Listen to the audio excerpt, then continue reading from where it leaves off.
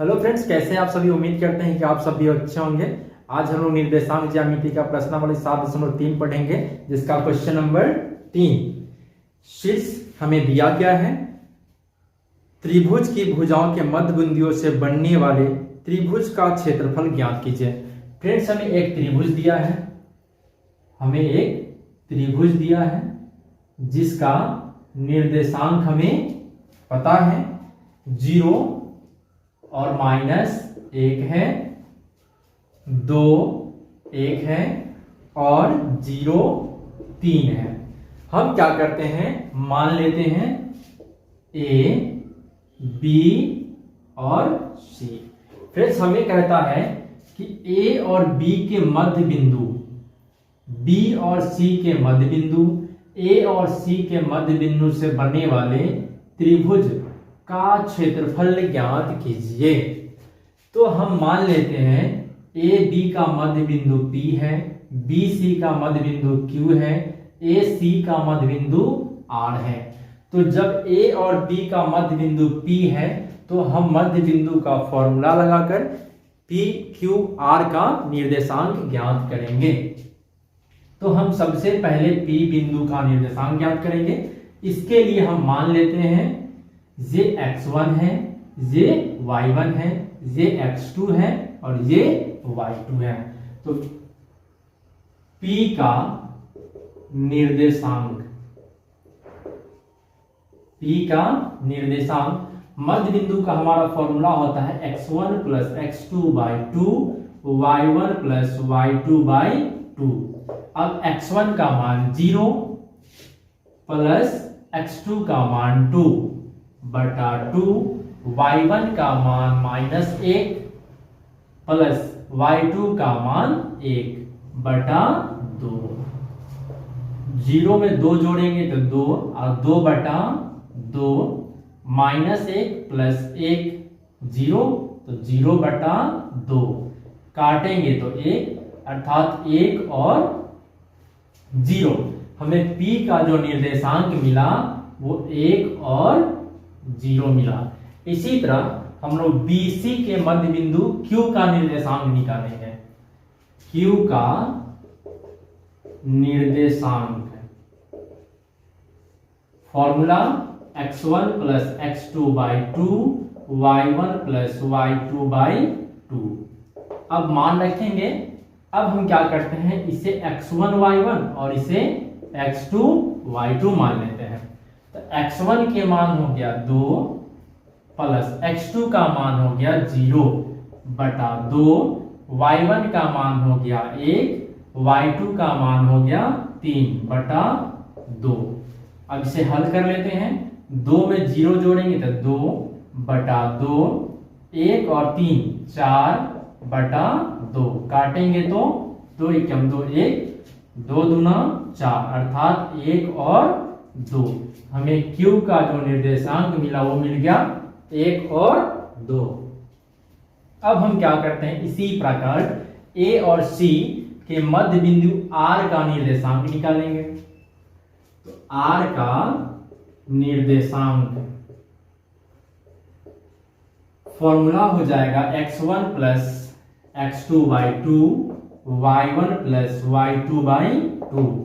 अब हम ये x1 y1 और इसे x2 y2, तो x1 का मान 0 प्लस x2 का मान 0/2, y1 का मान -1 प्लस y2 का मान 3/2। अब 0 में 0 तो 0/2, -1 जोड़ 3, अर्थात 2/2। हम जानते हैं 0 में किसी भी संख्या से भाग देते हैं तो 0 और ये 2 × 2 अर्थात 1 मिलेगा। हमें R का निर्देशांक 0 और 1 मिल गया।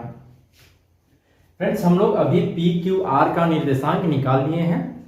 अब हमें त्रिभुज PQR का क्षेत्रफल निकालना है। त्रिभुज PQR का क्षेत्रफल बराबर 1/2 mod x1 y2 - y3 plus x2 y3 - y1 plus x3 y1 minus y2 mod. अब हम क्या करते हैं, हमें चूंकि त्रिभुज PQR का क्षेत्रफल निकालना है, PQR का, तो हम सबसे पहले इसे लिख लेते हैं ताकि मान रखने में सुविधा हो। तो हम मान लिए कि ये x1 y1 है, ये x2 y2 है और ये x3 y3 है। 1/2 मॉड x1 का मान 1, y2 का मान 2 माइनस y3 का मान 1 प्लस x2 का मान 1, y3 का मान 1 माइनस y1 का मान 0 प्लस x3 का मान 0, y1 का मान 0, y2 का मान 2 मॉड 1/2 मॉड 1, 2 में से 1 गया तो 1 प्लस 1 में से 0 गया तो 1 प्लस, हम जानते हैं 0 से किसी भी संख्या में गुना करते हैं तो 0 होता है। 1/2 मॉड है तो मॉड 1 गुना 1 1 होगा, प्लस 1 में 1 से गुना करेंगे तो 1 प्लस 0 अर्थात 1/2 गुना 1 और 1 2, 2 से 2 काटेंगे तो मिलेगा हमें 1। हमें त्रिभुज PQR का जो क्षेत्रफल मिला वो मिला 1। अब हमें त्रिभुज ABC का क्षेत्रफल ज्ञात करना है, क्योंकि आगे क्वेश्चन कहता है इस क्षेत्रफल का दिए हुए त्रिभुज के क्षेत्रफल के साथ अनुपात ज्ञात कीजिए। तो हमें त्रिभुज ABC का भी क्षेत्रफल ज्ञात करना होगा। त्रिभुज ABC का क्षेत्रफल formula 1/2 mod x1 into y2 minus y3 plus x2 y3 minus y1 plus x3 y1 minus y2 mod.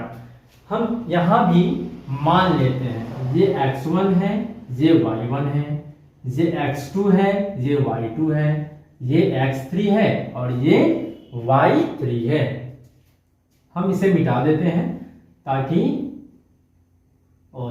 ये x1 और ये y1 हम इसे मिटा देते हैं और इसे, ताकि मान रखने में सुविधा हो।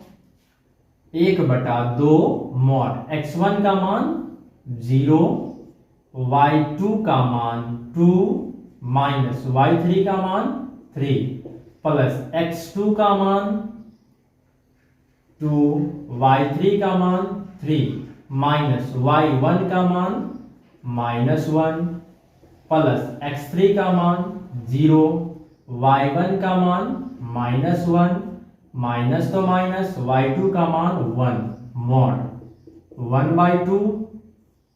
हम जानते हैं 0 से किसी भी संख्या में गुना करते हैं तो 0 होता है, प्लस 2 3 माइनस माइनस प्लस 1, यहाँ 0 से किसी भी संख्या में गुना करेंगे तो 0 मिलेगा। 1/2 0 प्लस 3 और 1 4, 4 दूना 8 प्लस 0, 1/2 गुना 8 अर्थात ये हो जाएगा 4। अब हमें त्रिभुज के क्षेत्रफल का अनुपात ज्ञात करना है, तो त्रिभुज PQR का क्षेत्रफल बटा त्रिभुज ABC का क्षेत्रफल। PQR का क्षेत्रफल 1 है और ABC का क्षेत्रफल 4 अर्थात 1/4। ये हमारा आंसर हो गया। फ्रेंड्स, यदि मेरा वीडियो पसंद आता है तो मेरे चैनल को सब्सक्राइब करें, लाइक्स करें। Thank you.